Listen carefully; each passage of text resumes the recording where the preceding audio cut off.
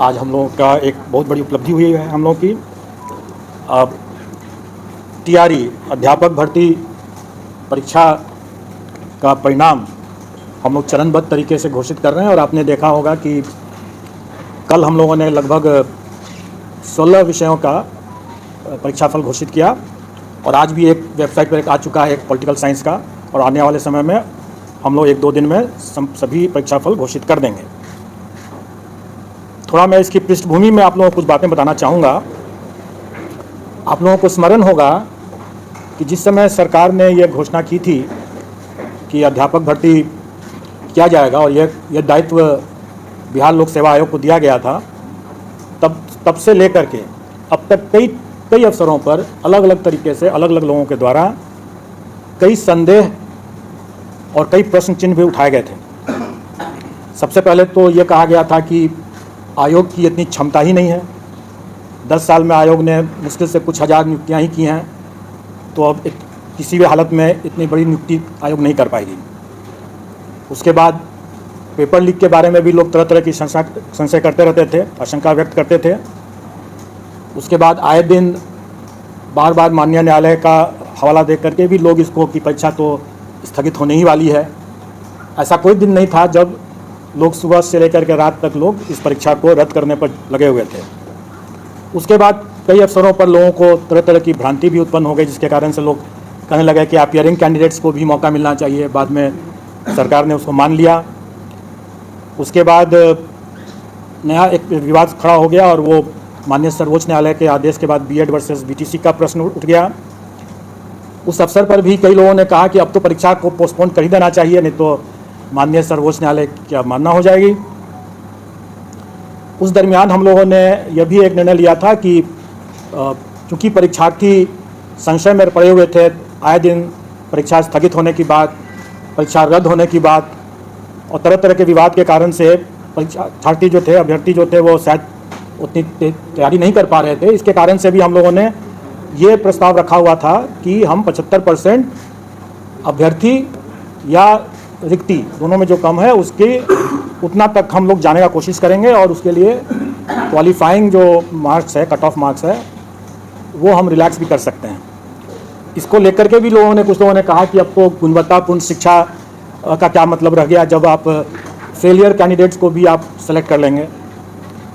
उसके बाद जब हम लोगों ने परीक्षा आयोजित कराई और जो प्राथमिक वाले पीआरटी वाले जब निकल के आए तो लोगों ने हल्ला करना शुरू किया कि ये परीक्षा तो ऑफिसर्स के लिए है, ये परीक्षा तो टीचर्स के लिए नहीं है, फिर सरकार की नीयत ही नहीं है नियुक्ति करने की। ये सब बातें हुई। उसके बाद जब हम लोग OMR शीट नहीं अपलोड कर रहे थे तो लोगों ने उसके लिए मांग करना शुरू किया कि OMR शीट क्यों नहीं अपलोड हो रहा है। जब ये बताया गया कि कई अभ्यर्थियों ने OMR में अपना रोल नंबर या सब्जेक्ट कॉम्बिनेशन या बुकलेट सीरीज़ गलत लिखा है, उसके हम लोग क्रॉस वेरिफिकेशन कर रहे हैं, तब उस पर लोगों ने कहना शुरू किया कि आप लोग OMR में करेक्शन कर रहे हैं, मैनिपुलेशन कर रहे हैं और तरह तरह की शिकायत होने लगी। उसके बाद डॉक्यूमेंट वेरिफिकेशन के स्तर पर भी लोगों ने कहना शुरू किया कि क्यों डॉक्यूमेंट वेरीफाई करा रहे हैं वगैरह वगैरह। एग्ज़ाम में तो लोग कह ही रहे थे कि जब परीक्षा फल ही नहीं देंगे तो परीक्षा कराने का क्या मतलब है, बाराती और दूल्हा की बात भी कह रहे थे।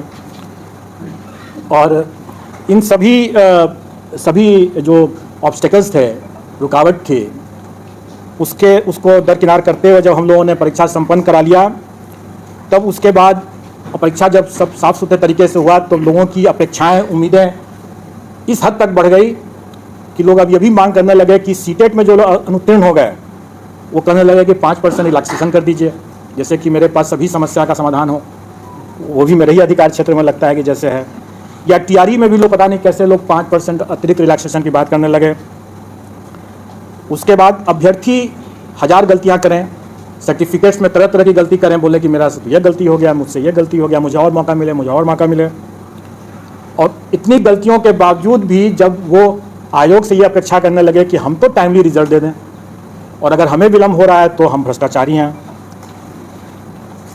अगर हम OMR में विलम्ब से अगर कर रहे हैं तो भ्रष्टाचारी हैं, रिजल्ट टाइम पर नहीं दे रहे हैं, तुरंत नहीं दे रहे हैं, चाहे उनकी कितनी भी गलतियां हों, लेकिन हम अगर रिजल्ट टाइम पर नहीं दे रहे हैं तो हम गलत कर रहे हैं। सब कुछ होने के बाद अब जब अभ्यर्थी इतनी अपेक्षाएं अपनी बढ़ा लिए और आप लोग भी बढ़ा लिए तो सरकार भी पीछे क्यों रहती।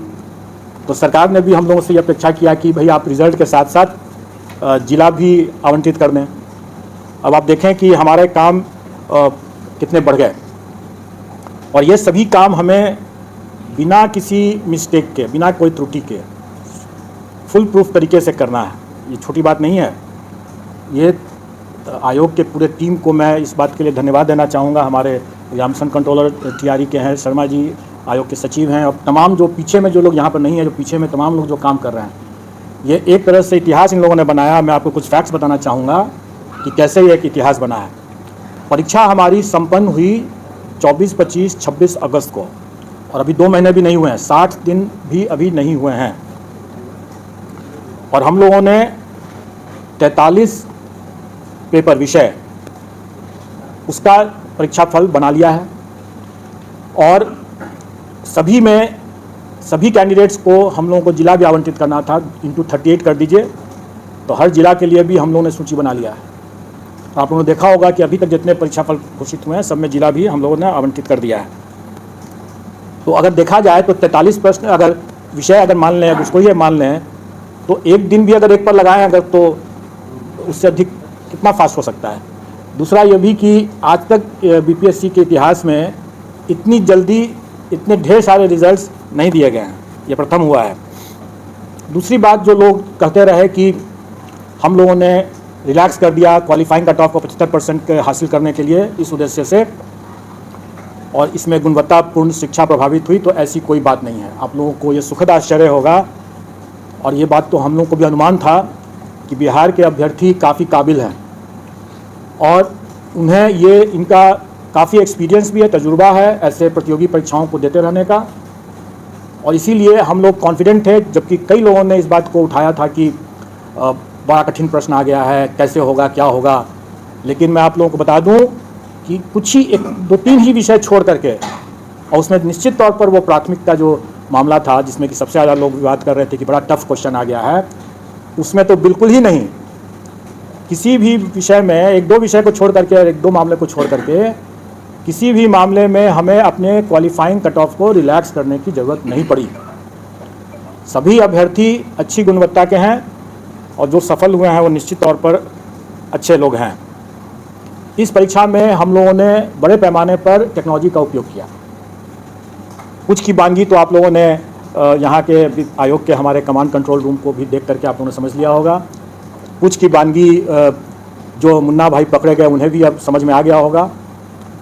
और इसके अलावा जो मैं बार बार ये कहता रहा हूँ कि जो कार्य हम पर्दे के समक्ष करते हैं वो सब लोग देखते हैं, सब लोग की नज़र में रहता है, लेकिन उससे कहीं ज़्यादा कार्य जो होता है वो पर्दे के पीछे भी होता है, और पर्दे के पीछे का कार्य महत्वपूर्ण होता है, लोगों की नज़र में नहीं रहता, इसलिए ज़्यादा उसमें हम लोगों को एहतियात बरतने की ज़रूरत पड़ती है। आज जो हम इतने परीक्षा फल को बनाए हैं, और आज जो हम जिला आवंटन कर पाए हैं इतने कम समय में, इसका श्रेय जाता है हम लोगों के टेक्नोलॉजी का यूज़ करने का। हम लोगों ने सारा चीज़ सॉफ्टवेयर से किया, रिज़ल्ट भी बनाया सॉफ्टवेयर से, और डिस्ट्रिक्ट एलोकेशन भी सॉफ्टवेयर से हम लोगों ने किया है। और इसको हम लोगों ने आगे बढ़ाते हुए, क्योंकि हम लोगों ने देखा कि डॉक्यूमेंट वेरिफिकेशन के समय जो हम लोगों ने 11th, 12th and 9th, 10th का जो डॉक्यूमेंट वेरिफिकेशन का काम कराए, उसमें हम लोगों ने पाया कि अभ्यर्थी आवेदन देते समय 1000 तरह की गलतियां कर बैठे थे। उसके बाद जब वो वहाँ पर डॉक्यूमेंट वेरिफिकेशन के लिए आए तो उसमें भी कई गलतियां हुई, क्योंकि कई लोगों का तो पूर्ण वेरिफिकेशन हो गया, लेकिन कुछ लोगों का पार्शियल हुआ। बड़े पैमाने में अभ्यर्थियों अनुपस्थित रहे जानबूझ करके, क्योंकि जब हम लोगों ने उनके डॉक्यूमेंट्स को जो उन्होंने आवेदन में जो दिया था उनको हम लोगों ने जब वेरीफाई किया तो हम लोगों ने पाया कि वैसे लोग जानबूझ करके अनुपस्थित रहे, क्योंकि उसके पहले 500 लोग ऐसे थे जिनका डॉक्यूमेंट वेरिफिकेशन में बिल्कुल ही अप्रमाणित पाया गया, और जिनका अप्रमाणित पाया गया उसके डॉक्यूमेंट्स की जब हम लोगों ने यहाँ से भी हम लोगों ने जब जांच किया तो हम लोगों ने पाया कि वाकई में वो सही तरीके से ही बाहर किए गए हैं, और शायद उन लोगों को ये भनक थी कि हम लोग उस पर कड़ी कार्रवाई करेंगे, और इसीलिए बड़े पैमाने पर कई अभ्यर्थी डॉक्यूमेंट वेरिफिकेशन के लिए नहीं आए। लेकिन कई ऐसे जेन्युइन अभ्यर्थी भी हो सकते हैं जो डॉक्यूमेंट वेरिफिकेशन में नहीं आए, क्योंकि हम लोगों ने उनका भी डॉक्यूमेंट अपने स्तर से चेक करने की कोशिश की। कुछ लोगों का पार्शियल वेरिफिकेशन हुआ था, उन लोगों का भी हम लोगों ने डॉक्यूमेंट देखा। इन सब कठिनाइयों को देखते हुए हम लोगों ने यह निर्णय लिया कि हम लोग को इसमें भी टेक्नोलॉजी का उपयोग करना पड़ेगा, क्योंकि हम लोग ये सारा कार्य खुद नहीं कर सकते हैं। इतने बड़ी संख्या में जब ये हो रहा है तो हमें विकेंद्रीकृत दस्तावेज सत्यापन प्रक्रिया स्थापित करनी होगी, और वो हम लोगों ने किया। डिसेंट्रलाइज्ड डॉक्यूमेंट वेरिफिकेशन की व्यवस्था हम लोगों ने किया, जिसमें हम लोगों ने टेक्नोलॉजी एक लगाया है कि जो भी डॉक्यूमेंट अभ्यर्थी हमारे यहाँ देंगे वो हमारे ही पोर्टल से डाउनलोड करके जाएंगे, क्योंकि हमारे पोर्टल के बिना उससे डाउनलोड अगर नहीं किया हुआ होगा तो उसमें वाटर मार्किंग नहीं रहेगा। इसका मतलब ये होगा कि वो डॉक्यूमेंट हमारे पोर्टल पर नहीं है। तो जो चीज़ हमारे पोर्टल पर नहीं है उसका हम कोई संज्ञान नहीं ले सकते हैं, और इसीलिए हम लोगों ने जो डिसेंट्रलाइज्ड डॉक्यूमेंट वेरिफिकेशन की बात किया उसमें भी हम लोगों ने हिदायत दे दी है कि जो डॉक्यूमेंट आयोग के पोर्टल पर है ही नहीं उसका कोई संज्ञान नहीं लिया जा सकता है। इसलिए जब भी कोई अभ्यर्थी वहाँ जाते हैं, जो सफल अभ्यर्थी जाते हैं डिसेंट्रलाइज्ड डॉक्यूमेंट वेरिफिकेशन के समय, अपने योगदान करने के समय, अगर उनको लगता है कि कोई डॉक्यूमेंट ज़रूरी है और वो हमारे पोर्टल पर नहीं उन्होंने अपलोड किया है, तो वो बेशक अपलोड करें और फिर डाउनलोड करें और फिर उसको लेकर जाएं, क्योंकि उसमें वाटर मार्क हो जाएगा। वो प्रूफ होगा कि हमारे यहाँ वो आयोग के पोर्टल पर उन्होंने डाल दिया है, क्योंकि यही बाद में 10 साल 20 साल जब भी खोजा जाएगा तो यही डॉक्यूमेंट रहेगा, और ये बहुत आवश्यक है। और इसीलिए इसमें भी हम लोगों ने टेक्नोलॉजी यूज़ किया कि वाटर मार्किंग और उसका रजिस्ट्रेशन नंबर दोनों को हम लोगों ने अंकित कर दिया। इन सब के बाद अब हम लोग कुछ आपको आंकड़े बता देना चाहेंगे जो आपके समझने के लिए होगा। और इसमें 11-12 की जो वैकेंसी थी उसमें 57,602, उसके अगेंस्ट में हम लोगों ने 23,701 रिज़ल्ट दिया है। यह रिज़ल्ट कम नहीं है, क्योंकि टोटल अभ्यर्थियों की संख्या मुश्किल से 30,000 से भी अधिक नहीं थी। इसमें अभ्यर्थियों की संख्या जो थी इसमें 37,000 थी, जबकि रिज़ल्ट हम लोगों ने 23,701 दिया है। मैं उसका भी आपको विश्लेषण बता दूंगा। अभी हम लोग जो 11-12 का मामला है उसमें 23,701 हम लोग रिजल्ट दे रहे हैं। 9वीं 10वीं वाला जो मामला है उसमें 26,204 दे रहे हैं, और प्राथमिक का जो मामला है उसमें हम लोग 72,419 रिजल्ट देंगे। टोटल हम लोग 204 है 9-10 का, प्राथमिक का है 72,419। टोटल हम लोग दे रहे हैं 1,22,324। और मैं आपको बता दूं कि जो अब आप लोग मिल जाएगा, मैं थोड़ी दूसरी बात बता देता हूं, मैं उसके बारे में बता रहा हूं। आप प्रश्न पूछेंगे मैं जरूर जवाब दे दूंगा। अभी मैं कुछ फैक्ट्स आपको बता रहा हूं। 1,22,324 अभ्यर्थी हम लोग के सक्सेसफुल हुए हैं। 1,22,324 टोटल हैं। और अगर हम लोग थ्योरेटिकल मैक्सिमम देखें, मतलब कहने का ये है कि कुछ कुछ विषय में अभ्यर्थी बहुत कम है, वैकेंसी ज़्यादा, स्वाभाविक है कि उससे अधिक हम दे ही नहीं सकते जितने अभ्यर्थी हैं। तो थ्योरेटिकल मैक्सिमम जो था वो 1,70,461 नहीं है, क्योंकि अभ्यर्थी कई विषयों में बहुत कम है वैकेंसी से। तो टोटल थ्योरेटिकल मैक्सिमम था 1,32,000, 1,31,000 कुछ 100 है, 1,32,000 मान लें। तो उसके विरुद्ध हम लोग देखा जाए तो हम लोग की उपलब्धि जो है वो 93% है।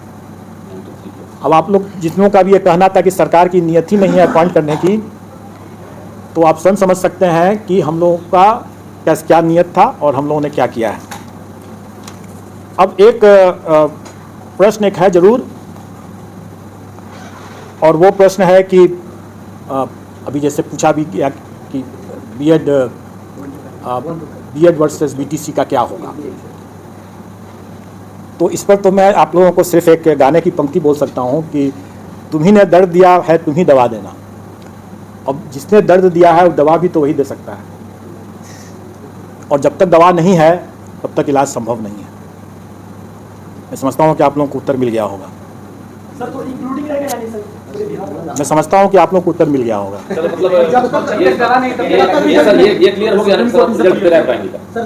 रिजल्ट हम प्राइमरी का बिल्कुल देंगे, बिल्कुल देंगे।